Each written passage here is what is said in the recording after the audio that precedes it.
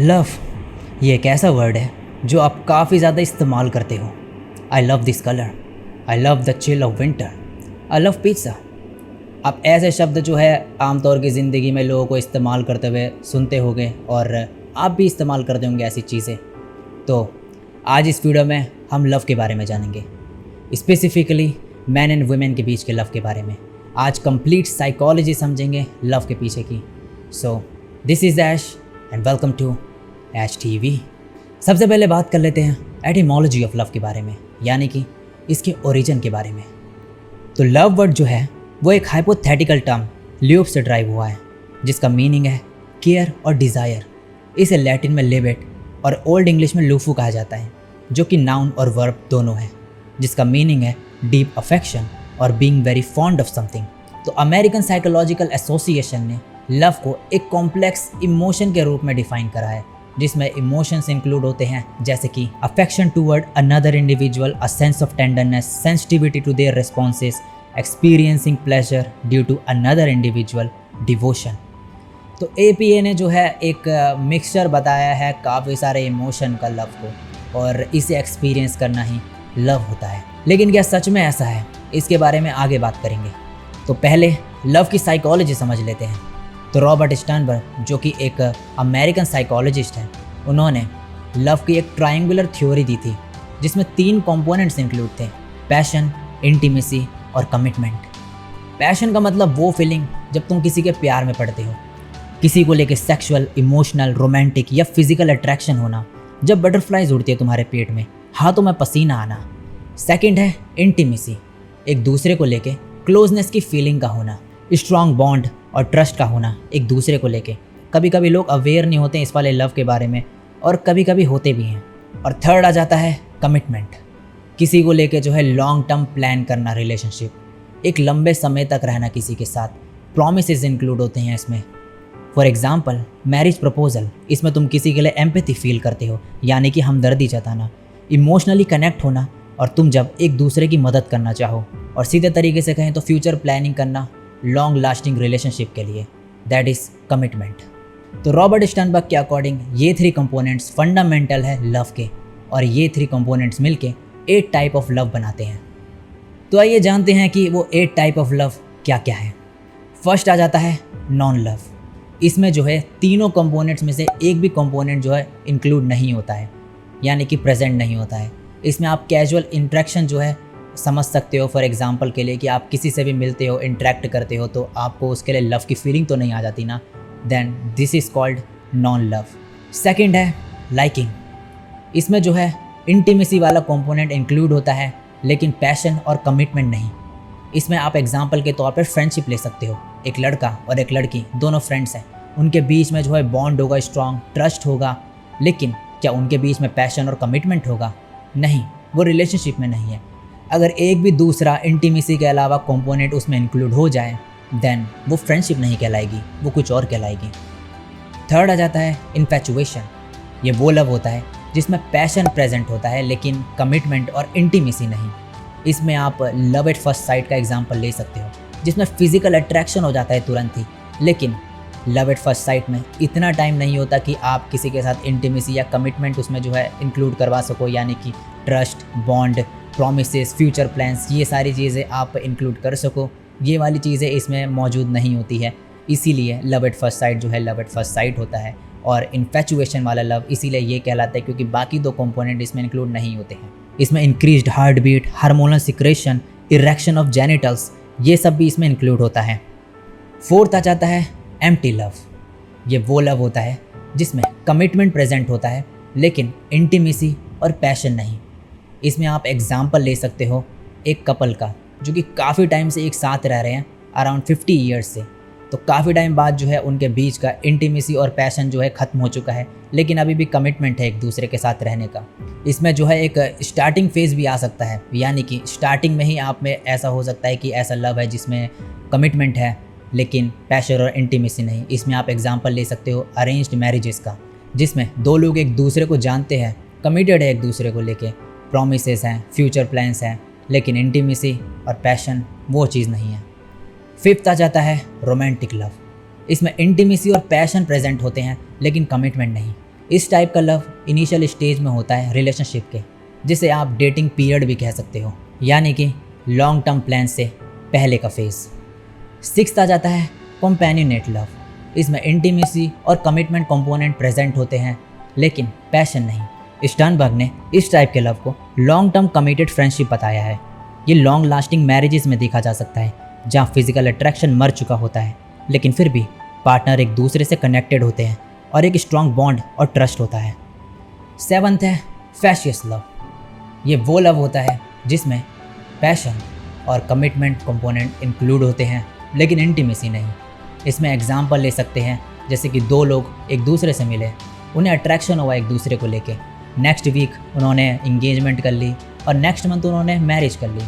तो यहाँ पे जो है बॉन्ड, ट्रस्ट, ऐसी चीज़ों का जो है कनेक्शन कहीं बना ही नहीं, ना उनके अंदर वो प्रेजेंट हुआ। एक दूसरे को समझने का टाइम ही नहीं मिला, जल्दी जो है शादी कर ली और लॉन्ग टर्म प्लान्स भी उन्होंने जो है बना लिए, लेकिन क्या जो उनके अंदर डीप ट्रस्ट बॉन्ड जो बनना चाहिए था वो बना नहीं, क्योंकि इतने कम टाइम में वो बनता भी नहीं है। और ऐसे टाइप का लव जो है आगे जाके ज़्यादातर फेल हो जाता है।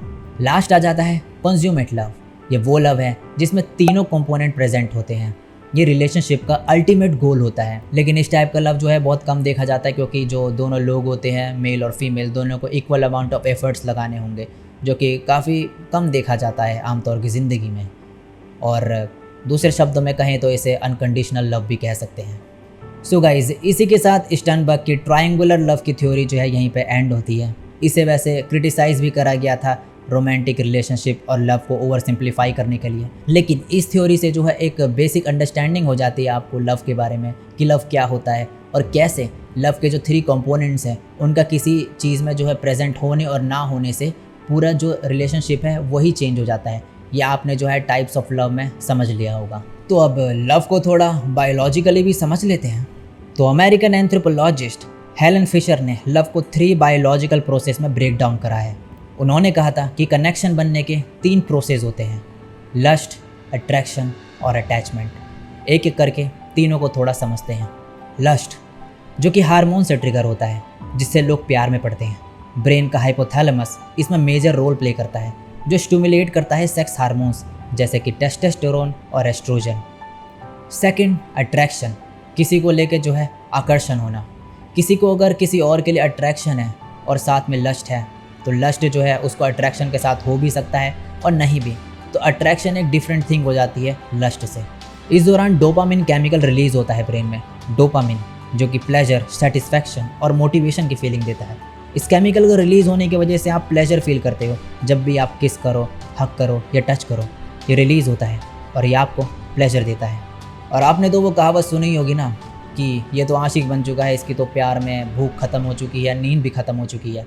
तो ये सिर्फ कहावत नहीं है, ये एक रियलिटी भी है, क्योंकि हाई लेवल ऑफ डोपामिन और नोरेपेनेफ्रिन रिलीज़ होते हैं अट्रैक्शन के दौरान। और नोरेपेनेफ्रिन वो केमिकल है जिससे आप एनर्जेटिक फील करते हो, प्यार हो गया ऐसा फील करते हो। और अट्रैक्शन की वजह से सेरोटोनिन हार्मोन की कमी हो जाती है, जो कि भूख और मूड के लिए रेस्पॉन्सिबल होता है। सेरोटोनिन आपके कई बॉडी फंक्शंस भी रेगुलेट करता है। ये आपके इमोशन से लेके बॉडी तक को कंट्रोल करता है। ये स्लीपिंग, हीलिंग और डाइजेशन में मदद करता है। इससे आपको खुशी भी मिलती है, क्योंकि ये मूड से कनेक्टेड है। और इसीलिए जब आप किसी के साथ हो जिससे आप लव करते हो, तो ये केमिकल रिलीज़ होने की वजह से आपका पूरा मूड ही चेंज हो जाता है। कभी कभी तो आप बहुत ही अलग तरीके से बिहेव करने लगते हैं, जैसे कि फॉर एग्ज़ाम्पल बेवकूफ़ हो जैसे। आसान भाषा में कहें तो निब्बा या फिर निब्बी। अब थर्ड आ जाता है अटैचमेंट। अटैचमेंट होना किसी से तब होता है जब तुम काम फील करो किसी के साथ, तुम्हें कंफर्टेबल लगे और इमोशनली अच्छा लगे। और ये लॉन्ग टर्म रिलेशनशिप के लिए बहुत ही इंपॉर्टेंट फैक्टर है। इसमें 2 हार्मोन्स इंक्लूड होते हैं, ऑक्सीटोसिन और वेसिप्रोसिन। ऑक्सीटोसिन वो केमिकल होता है जिससे हमें किसी के साथ रहने का मन करता है। जब बच्चे अपने पेरेंट्स को हग करते हैं, उनके ब्रेन में ऑक्सीटोसिन रिलीज़ होता है, जिससे वो उनके साथ रहना चाहते हैं। और यही सेम थिंग अडल्ट्स में होता है। जब वो लव करते हैं एक दूसरे को, ऑक्सीटोसिन रिलीज़ होता है और वो एक साथ रहना चाहते हैं। ये लार्ज क्वांटिटी में रिलीज़ होता है during child birth, sex and breast feeding. तो साइकोलॉजिकली मैंने आपको लव की डेफिनेशन बता दी है, उसके टाइप्स बता दिए हैं, क्या है लव के पीछे की साइकोलॉजी और कैसे लव वर्क करता है। मैंने आपको बायोलॉजी भी समझा दी थोड़ी। हेलन फिशर ने जो प्रोसेस बताया था अपने लव को, जो 3 कैटेगरी में उन्होंने ब्रेक डाउन करा था, लस्ट, अट्रैक्शन और अटैचमेंट, वो भी मैंने आपको बता दिया। वैसे और भी कुछ साइकोलॉजिकल थ्योरीज है लव के बारे में और बहुत से साइकोलॉजिस्ट हैं जिन्होंने इसके बारे में बात करी है, लेकिन मैंने आपको वो चीज़ें बताई है जो आपको ईजिली समझ में आ जाए और जो कि बेस्ट लगी मेरे को भी पर्सनली। सो गाइस, अब बात कर लेते हैं मेरे ओपिनियन के बारे में, मैं क्या सोचता हूँ लव के बारे में। सो काफ़ी लोग बोलते हैं कि प्यार वो चीज़ है जो आपको सोने ना दे, खोने ना दे, रोने ना दे और धोने ना दे हाथ और मुंह। तो ऐसी चीज़ें बड़ी ही बचकानी लगती है। ये देख लेना कि तू है ही नहीं, ये प्यार है। ये देख लेना कि मैं हूँ ही नहीं, ये देख लेना कि तू है ही नहीं। जुड़ना नहीं, जुड़े पड़े हैं, तुड़ना नहीं, तुड़े पड़े हैं। जुड़ना नहीं है, हम जुड़े ही पड़े हैं। ये प्यार है, ये प्यार है। सो गाइज, ये सारी चीज़ें कुछ ऐसी चीज़ें हैं ना जो आप गली गली में बच्चों को कहता हुआ सुनोगे, या मीटिंग्स होती है ना, जैसे पंचायत लगाते हैं लोग, वहाँ पे आप बड़े बुजुर्गों को करते हुए सुनोगे, क्योंकि उनको लॉजिकल डेफिनेशन या लॉजिक्स पता ही नहीं है, साइकोलॉजी के बारे में कुछ नहीं पता। देन वो अपनी मर्जी से कुछ भी डेफिनेशंस क्रिएट कर देते हैं कि ये होता है, वो होता है। जो रियल है वो मैंने आपको बता दिया साइकोलॉजिकली और बायोलॉजिकली। ऐसी चीज़ें ना सिर्फ फैंटेसी रोमांस बुक्स में अगर लिखी हुई दिखे ना तभी अच्छी लगती है, क्योंकि ये सिर्फ लिखने में और पढ़ने में ही अच्छी लगेंगी। रियल लाइफ में कोई लेना देना नहीं है इन चीज़ों का, ये बिना सर पैर की बातें हैं। सो गाइज, मेरे हिसाब से लव जो है वो चीज़ है जब आपको किसी पर्सन को लेके सभी तरीके की अटैचमेंट्स हो, इमोशनल, मेंटल, फिजिकल और उन सारे इमोशंस का भी होना जो मैंने आपको साइकोलॉजिकल डेफिनेशन में बताई थी, और उसी के साथ affection, tenderness, mutual growth, support, respect, understanding, ETC ETC। इन सभी चीज़ों के होते हुए एक अट्रैक्शन का होना किसी को लेके, यानी कि अपोजिट जेंडर को लेके अट्रैक्शन का होना। कुछ लोग जैसे कि कहते हैं कि भाई तू उसे लाइक करता है, तो उसकी तरफ अट्रैक्ट है, this is not love, this is attraction. But dude, attraction is a part of love. जैसे कि मैंने आपको कुछ प्रोसेस बताए थे ना, हेलन फिशर की जो बायोलॉजी उन्होंने ब्रेक डाउन करी थी, lust, attraction and attachment, then it is a part of love. जो बहुत सारे कंपोनेंट छोटे छोटे लव मिल के बनता है जिन चीज़ों से, उनमें से एक पार्ट अट्रैक्शन भी है। क्योंकि आपको बाकी सारी चीज़ें, आप प्यार तो आप बहुत से लोगों से कर सकते हो, चीज़ों से कर सकते हो, ऑब्जेक्ट से कर सकते हो, फैमिली से कर सकते हो, लेकिन क्या आपको उनको लेके जो है अपोजिट जेंडर वाला जो अट्रैक्शन होता है वो होगा? नहीं ना। तो जब अट्रैक्शन इन्वॉल्व हो जाए देन इट इज़ लव। लेकिन कुछ लोग ये भी बोलते हैं कि अगर लस्ट है किसी को लेके then it is not love. Then ये भी गलत है, क्योंकि अब मैं बताता हूँ कैसे। अगर लस्ट के साथ अट्रैक्शन इंक्लूड है किसी पर्सन को लेके, then it is a part of love. जो कि हेलन फिशर ने अपनी बायोलॉजी के जो ब्रेक डाउन करा था, उन्होंने लस्ट, अट्रैक्शन और अटैचमेंट वाला फेज जो उन्होंने बताया था, उसमें इंक्लूड है लस्ट। लस्ट और अट्रैक्शन अगर साथ में है then it is all right, वो लव का एक पार्ट है। लेकिन अगर सिर्फ लस्ट इंक्लूडेड है then it is not love. जैसे कि मैंने आपको टाइप्स ऑफ लव में बता दिया था, तो आपने अगर ध्यान से सुना होगा तो आपको पता होगा कि ये कौन सी कैटेगरी में जाएगा, सिर्फ अगर लस्ट इंक्लूड है। तो लव जो है वो एक बहुत बड़ी टर्म है जो छोटी छोटी चीज़ों से मिल के बनता है। अगर एक भी चीज़ जो है उसमें नहीं होगी ना तो वो लव नहीं कहलाएगा। लेकिन हाँ, अगर आप जो है छोटा जो उसका कंपोनेंट है उसको अगर इंक्लूड है और आप बोल रहे हो कि वो लव नहीं है, देन आप गलत हो, क्योंकि उन्हीं चीज़ों से मिलकर तो लव बनेगा ना। तो अगर सिर्फ लस्ट है बाकी चीज़ें नहीं, then it is not love. पर अगर जो है अट्रैक्शन के साथ लस्ट है और बाकी जो मैंने चीज़ें बताई वो भी है, 3 कंपोनेंट्स के जो पार्ट थे, then it is love. So guys, मैंने जो आपको रॉबर्ट स्टर्नबर्ग की थ्योरी बताई थी उसमें जो 3 कंपोनेंट्स है लव के, पैशन, इंटीमेसी और कमिटमेंट, अगर आपको बेसिक अंडरस्टैंडिंग चाहिए then it is complete love.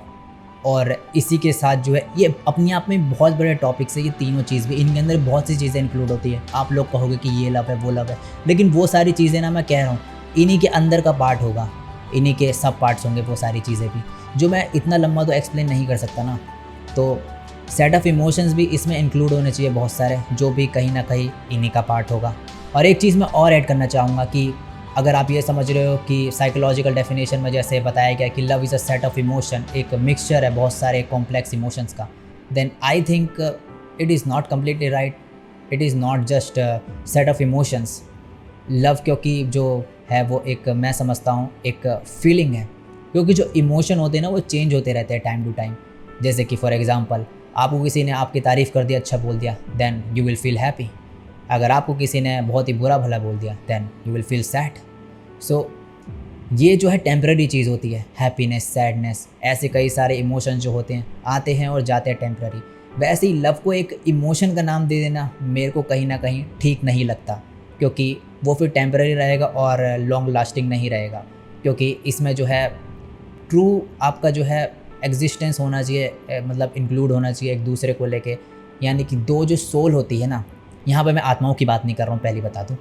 Soul से मेरा मतलब है कि आप एक दूसरे को लेके, मतलब अब आपका भला सोचना किसी दूसरे का, उसकी केयर करना, एक आसान शब्दों में कहें तो वेलफेयर ऑफ अदर।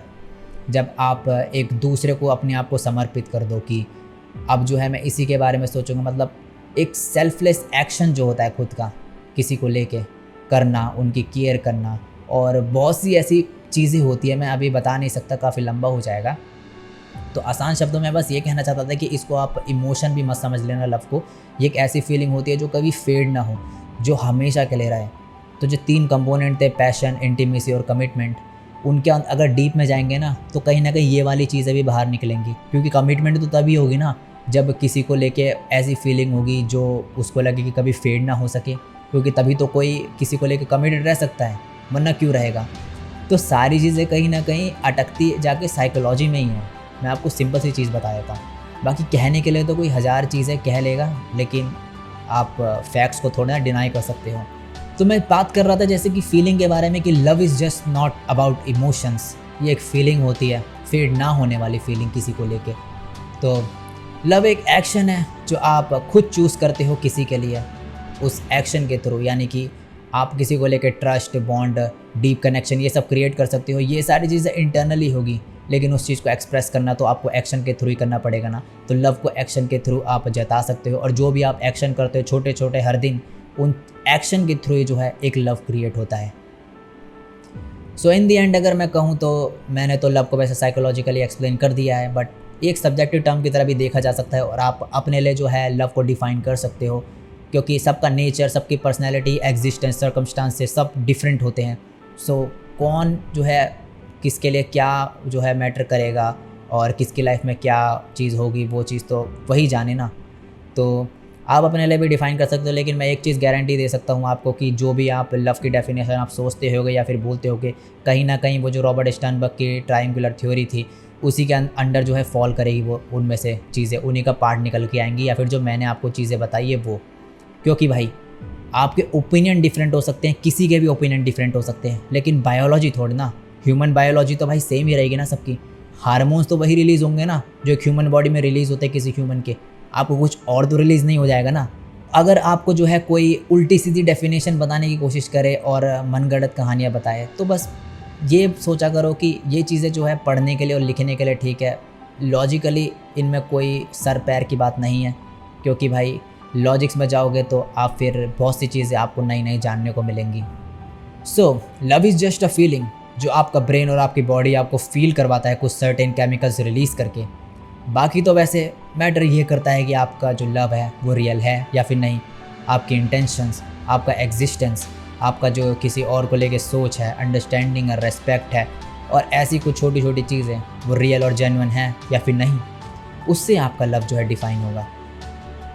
अगर आपके लव में जो है सारे कंपोनेंट्स और सारे सेट ऑफ इमोशंस और जो मैंने चीज़ें बताई वो सारी चीज़ें हैं, लेकिन फिर भी आपके अंदर जो है गंदगी भरी हुई है, देन फिर तो कुछ करा नहीं जा सकता ना।